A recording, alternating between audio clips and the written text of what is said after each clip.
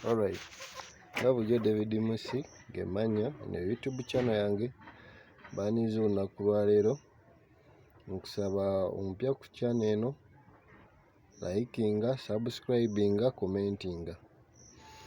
Then channel eno tujja batulabanga ebintu ebikwatagana ku motoka zammwe then tufunemu ekyokuyiga kubanga emmotoka zaffe tuzikuuma nga nnamu okubanga tutambuza ebbanga eppanvu. Olunaku olwaleero tugenda kulaba ebintu by'oyinza okukola emmotoka yo nebeera nga ekyankalana yingini oba yingini y'okufa.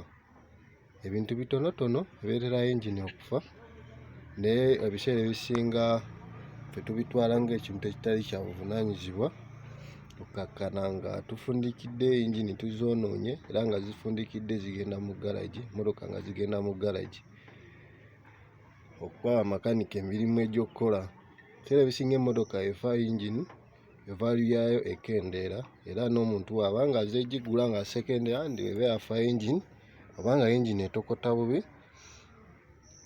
sente zeesala. Abamu tetwefiirayo naye nga ate kye kisinga obukulu. Abamu babulagajjavu bwaffe oba nga waliwo ensobi endala ezikolebwa ku bamakanika oba ng'emmotoka yennyini yajja eriko ekizibu. Naye kati njagala tufune okumanya biki by'otalina kukola yingini yo okuba ng'esigala nga nnamu ogivuga ebbanga lyonna. Ekisookera ddala olina omakinga sure nti oyiro wo mupya era nga okebera ku dipstick apima nga levelinga bulungi mu maaka zino. Ndowooza ku dipstick olaba kuliko L ne F. Kati olina omakinga sure nti oli ku flat surface oba ekifo ekiri flat n'osobola okuba nga opima bulungi oyiro oyo. Oteekamu obugayaavu yingini yo eba egenda kwonooneka. Emmotoka yonna kasita ogitambuza nga terimu oyiro eyonooneka. Kati deni n'obulamu bwa oyiro olina obwegendereza.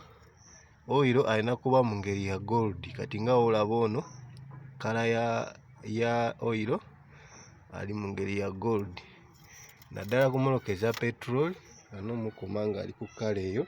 Then olina n'okugoberera service, olina omakinga sure nti mileage gye bawandiise ku service card olina okukola ki? Okugikeberako. Ekiddako omakinga sure nti air cleaner eno terimu nfuufu.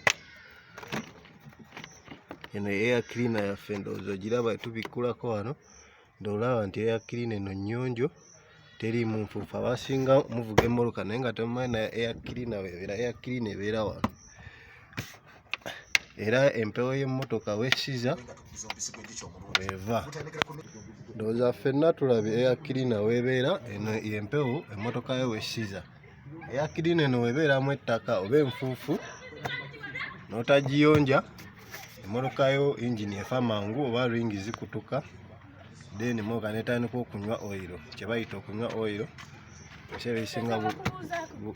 Ebiseera ebisinga buba bugayaavu tokebera air cleaner. Air cleaner ebeera muno oggyako bulooko buno bwe buti naawe kennyini osobola okyekolera.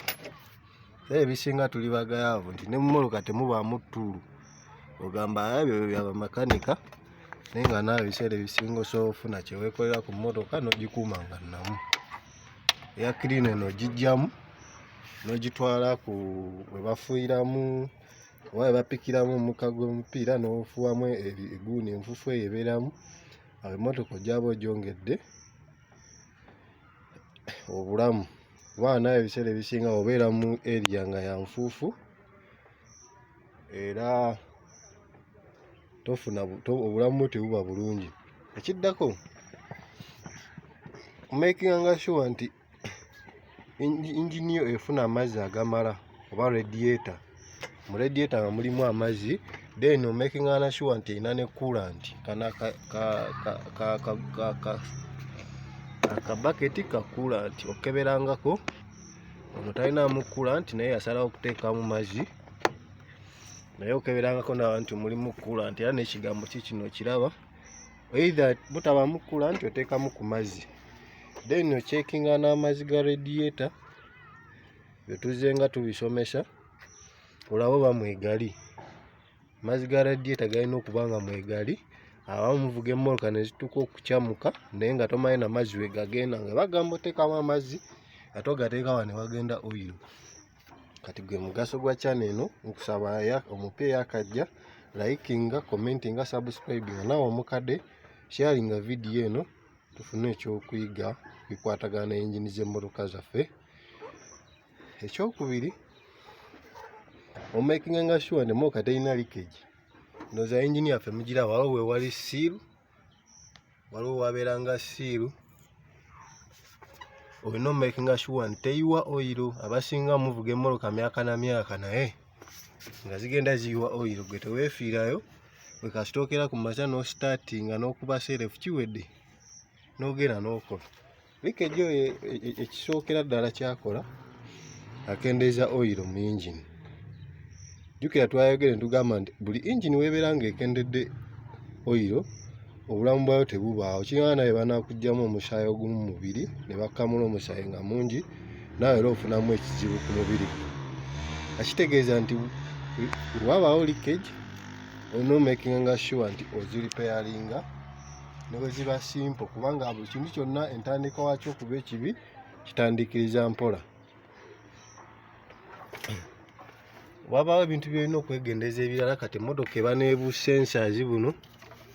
Kati waliwo kano ka oxygen sensor, oba okakebedde olingiza eri wansi gyekali. Obutakunywa nnyo mafuta olina ocekinga nga ku sensors, ogenda wa makanika nakkebererako waya ezikutuse.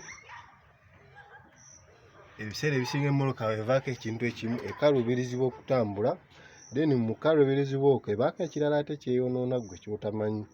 Kati olina oba n'obuvunaanyizibwa, olina obeera dokita w'emmotoka, gwe dokita asooka ku mmotoka nga tonaba gituusa wa makanika.